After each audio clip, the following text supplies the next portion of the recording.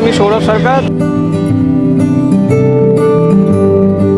The daybreak এডুকেশনের তরফ থেকে প্রতি বছরের ন্যায় এবছরও আমরা দ্য ডেব্রেক এডুকেশন হোমের সমস্ত ছাত্রছাত্রীদের উদ্যোগে শিক্ষক দিবস উপলক্ষে যে আমরা কর্মসূচি করে থাকি, খাদ্য বিতরণ কর্মসূচি, এটাই এবছর অনুষ্ঠিত হচ্ছে। প্রথমে ডক্টর সর্বপল্লী রাধাকৃষ্ণন স্যারের ছবিতে মাল্যদান করে আজকে আমরা এই কর্মসূচি শুরু করেছি। প্রত্যেক ছাত্রছাত্রীর আপ্রাণ চেষ্টায় আজকে এই কর্মসূচিটি খুব সুন্দরভাবে পালিত হচ্ছে।